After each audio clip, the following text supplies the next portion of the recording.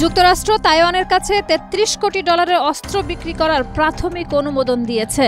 চীন ও জাপানের সঙ্গে তাইওয়ানকে ঘিরে উত্তেজনা বৃদ্ধির মধ্যেই 13 নভেম্বর ট্রাম্প প্রশাসন এটি অনুমোদন করে। এটি ট্রাম্পের দ্বিতীয় মেয়াদে তাইওয়ানের জন্য প্রথম সামরিক সরঞ্জাম বিক্রি। মার্কিন ডিফেন্স সিকিউরিটি কোঅপারেশন এজেন্সি জানায়, তাইওয়ান তাদের F-16, C-130 এবং দেশীয় ডিফেন্স ফাইটার IDF বিমানের জন্য নন স্ট্যান্ডার্ড কম্পোনেন্ট, অতিরিক্ত যন্ত্রাংশ, মেরামত সরঞ্জাম, কনজিউমেবলস ও অ্যাক্সেসরিজ চেয়েছিল। সেই অনুযায়ী অনুমোদন দেওয়া হয়েছে। চীন এই সিদ্ধান্তের তীব্র প্রতিবাদ জানিয়েছে এবং বেইজিংয়ের সার্বভৌমত্ব, ভৌগোলিক অখণ্ডতা ও জাতীয় নিরাপত্তা রক্ষায় প্রয়োজনীয় পদক্ষেপ নেওয়ার হুঁশিয়ারি দিয়েছে। যুক্তরাষ্ট্র এক চীন নীতি বজায় রাখলেও চীন এখনও তাইওয়ানকে নিজের অংশ মনে করে।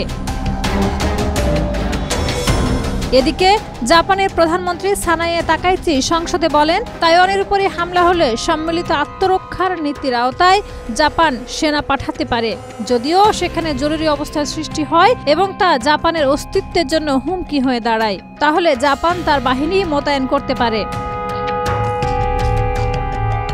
চীনের প্রতিবাদে টোকিও রাষ্ট্রদূতকে তলব করা হয়েছে এবং জাপানকে তাদের ভুল সংশোধন ও বক্তব্য প্রত্যাহারের নির্দেশ দেওয়া হয়েছে। চীনের পররাষ্ট্র মন্ত্রণালয় বলেছে, তারা এই মন্তব্য কোনোভাবেই সহ্য করবে না।